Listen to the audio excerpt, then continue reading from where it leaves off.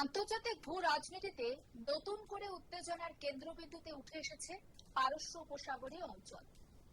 সাম্প্রতিক ইরানি হামলায় আমেরিকার সামরিক ঘাঁটি এবং কৌশলগত সরঞ্জামে যে বিপুল ক্ষয়ক্ষতির ছবি সামনে এসেছে তা আগে প্রকাশিত তথ্যের চেয়েও অনেকটা বেশি ভয়ঙ্কর বলে দাবি করছেন সংশ্লিষ্ট একাধিক কর্মকর্তা। পরিস্থিতি এমন জায়গায় পৌঁছেছে যে ক্ষয়ক্ষতি মেরামতে ব্যয় করতে হতে পারে কোটি কোটি টাকা, যা ভারতীয় টাকায় কয়েক লক্ষ কোটি টাকার সমান। প্রাপ্ত তথ্য অনুযায়ী পারস্য উপসাগরীয় অঞ্চলে আমেরিকার সামরিক ঘাঁটি এবং যুদ্ধ সরঞ্জামগুলো ইরানের সাম্প্রতিক হামলায় মারাত্মকভাবে ক্ষতিগ্রস্ত হয়েছে। প্রথমে যেটুকু ক্ষতির কথা প্রকাশ করা হয়েছিল, বাস্তবে কিন্তু তার থেকে অনেক বেশি ধ্বংস হয়েছে বলে জানিয়েছে আমেরিকার সামরিক এবং প্রশাসনিক সূত্র। এক সংবাদ মাধ্যমকে দেওয়া তথ্য অনুযায়ী ক্ষতির পরিমাণ এতটাই বেশি যে শুধুমাত্র সেটাকে মেরামত বা পুনর্গঠনের জন্যই প্রয়োজন হতে পারে কয়েক বিলিয়ন মার্কিন ডলার, যা ভারতীয় মুদ্রায় কয়েক লক্ষ কোটি টাকার সমান। এই পরিস্থিতি এখন শুধুমাত্র সামরিক ক্ষতির বিষয় নয়, বরং এটি একটি পূর্ণাঙ্গ যুদ্ধের অর্থনৈতিক এবং কৌশলগত চাপের চিত্র তুলে ধরছে। আর তথ্য অনুযায়ী চলমান এই যুদ্ধের সূচনা হয়, আমরা প্রত্যেকে জানি, 28 ফেব্রুয়ারি। এরপর থেকে ইরান একের পর এক হামলা চালাতে শুরু করে পারস্য উপসাগরীয় অঞ্চলের বিভিন্ন গুরুত্বপূর্ণ আমেরিকার সামরিক ঘাঁটিতে। খুব অল্প সময়ের মধ্যে সংঘাত ছড়িয়ে পড়ে 7টি ভূখণ্ডে। এই হামলাগুলোর লক্ষ্য ছিল অত্যন্ত কৌশলগত। শুধুমাত্র যে সামরিক উপস্থিতি নয়, বরং পুরো কমান্ড এবং কন্ট্রোল কাঠামোকে দুর্বল করে দেওয়াই ছিল এই হামলার প্রধান উদ্দেশ্য। হামলায় অনেক বেশি ক্ষয়ক্ষতি হয়েছে। অস্ত্র এবং সামরিক সরঞ্জাম যে সংরক্ষণের বড় বড় গুদাম, যুদ্ধ পরিচালনার কমান্ড সেন্টার, বিমান বাহিনীর হ্যাঙ্গার, স্যাটেলাইট যোগাযোগ ব্যবস্থা, সামরিক রানওয়ে, রাডার, নজরদারি সিস্টেম, ইরানের হামলার ফলে সবকিছুই ক্ষতিগ্রস্ত হয়েছে কম বেশি।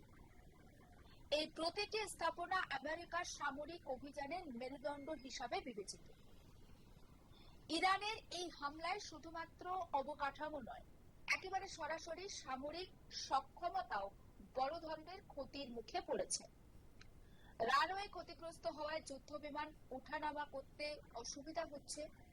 রাডার সিস্টেম ক্ষতিগ্রস্ত হওয়ায় আকাশ পর্যবেক্ষণ অনেকটা দুর্বল হয়ে পড়েছে। স্যাটেলাইট যোগাযোগ ব্যবস্থা বিঘ্ন ঘটায় কমান্ড এবং কন্ট্রোল কার্যক্রমের জটিলতা তৈরি হয়েছে। সব থেকে চাঞ্চল্যকর তথ্য হলো, একটি ঘটনায় ইরানের পুরনো F-5 যুদ্ধ বিমান শক্তিশালী আমেরিকান আকাশ প্রতিরক্ষা ব্যবস্থা এড়িয়ে সফলভাবে আঘাত হানতে সক্ষম হয়েছে। সামরিক বিশ্লেষকদের মতে এই প্রতিরক্ষা ব্যবস্থার কার্যকারিতা একটা বড় প্রশ্ন তুলে দিচ্ছে আমেরিকার সামনে। এই ব্যাপক ক্ষয়ক্ষতি নিয়ে এখনো কোনো বিস্তারিত বিবৃতি দেয়নি আমেরিকার প্রতিরক্ষা দপ্তর।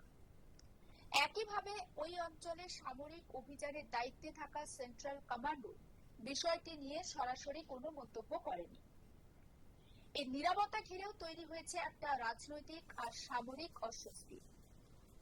অভ্যন্তরীণভাবে প্রশ্ন উঠছে, আসল ক্ষয়ক্ষতির চিত্র কি জনগণ এবং আইন যারা প্রেরণা তাদের কাছ থেকে আড়াল করা হচ্ছে? আমেরিকার অভ্যন্তরীণ রাজনৈতিক মহলে এই ইস্যুতে একটা তীব্র বিতর্ক দানা বেঁধেছে। বিশেষ করে রিপাবলিকান দলের একাংশ তারা অভিযোগ করছে যে প্রশাসন ইচ্ছাকৃতভাবে ক্ষয়ক্ষতির যে প্রকৃত তথ্য সেটা গোপন করছে। এই বক্তব্যের মাধ্যমে এটা স্পষ্ট হচ্ছে, প্রশাসন এবং আইন প্রণেতাদের মধ্যে তথ্য প্রবাহ নিয়ে গভীর একটা সংকট তৈরি হচ্ছে। এই সংঘাত তাই শুধুমাত্র সামরিক সংঘাত নয়, অর্থনৈতিক দিক থেকেও আমেরিকার উপর একটা বিশাল চাপ সৃষ্টি করেছে। এবং সূত্র অনুযায়ী যে সমস্ত খবর সামনে আসছে সেগুলো হলো, ইরানের বিরুদ্ধে সামরিক অভিযানের জন্য আমেরিকা কংগ্রেসের কাছে চেয়েছে $200 বিলিয়ন বেশি অর্থ। যুদ্ধ শুরুর প্রথম সপ্তাহে ব্যয় হয়েছে $11 বিলিয়ন মার্কিন ডলার। আর যুদ্ধ শুরুর আগে প্রতিরক্ষা বাজেট যে প্রস্তাব, সেই প্রস্তাবে ছিল $1.5 ট্রিলিয়ন। 2026 সালের জন্য ইতিমধ্যেই অনুমোদিত বাজেট $838 বিলিয়ন। এই বিপুল ব্যয় যুদ্ধকে শুধুমাত্র সামরিক সংঘাত নয়, বরং একটি দীর্ঘমেয়াদী অর্থনৈতিক বোঝা হিসাবে তুলে ধরছে। সামরিক বিশ্লেষকদের মতে এই হামলাগুলো আমেরিকার মধ্যপ্রাচ্য কৌশলে বড় ধরনের চাপ তৈরি করেছে। এতদিন যেসব ঘাঁটি অঞ্চলটিতে শক্তির প্রতীক হিসেবে বিবেচিত হতো, সেগুলোর নিরাপত্তা এখন প্রশ্নের মুখে। একই সঙ্গে ইরানের হামলার ধরন দেখিয়ে দিচ্ছে তারা শুধুমাত্র প্রতিরক্ষামূলক নয়, বরং কৌশলগত আঘাতের মাধ্যমে প্রতিপক্ষের সক্ষমতাকে দুর্বল করার ক্ষমতা রাখে। সব মিলিয়ে পরিস্থিতি এখন এমন একটা জায়গায় পৌঁছেছে যেখানে প্রতিটি দিন নতুন করে উত্তেজনা, নতুন করে ঝুঁকি তৈরি হচ্ছে। আমেরিকার ঘাঁটিগুলোর ব্যাপক ক্ষয়ক্ষতি, বিপুল পরিমাণে অর্থ ব্যয় এবং রাজনৈতিক চাপ, সবকিছু মিলিয়ে এই যুদ্ধ এখন শুধুমাত্র সামরিক সংঘাত নয়, বরং একটি দীর্ঘমেয়াদী ভূ রাজনৈতিক সংকট তৈরি করেছে। কোটি কোটি টাকার ক্ষয়ক্ষতি মেরামত কত দ্রুত সম্ভব হবে, কিংবা এই সংঘাত আরো কত দূর গড়াবে, সেই প্রশ্নের উত্তর এখনো পর্যন্ত অজানা। আন্তর্জাতিক মহল এখন তাকিয়ে আছে পরবর্তী পরিস্থিতির দিকে, যেখানে প্রতিটি পদক্ষেপে নির্ধারণ করবে এই যুদ্ধের ভবিষ্যতের দিক।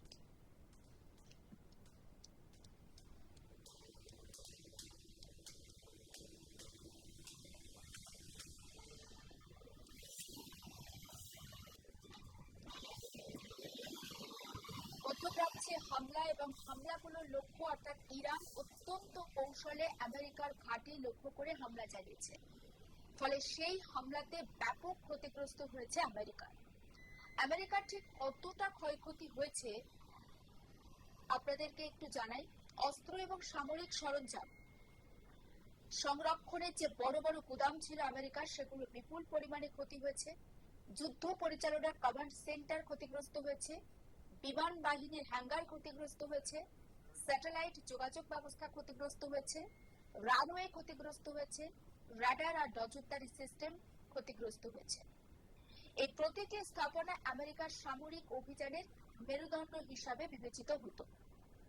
ফলে ইরানের এই হামলা শুধুমাত্র অবকাঠামো নয়, একেবারে সরাসরি আমেরিকার সামরিক ক্ষমতারও একটা বড় ধরনের ক্ষতির মুখে ফেলে দিয়েছে।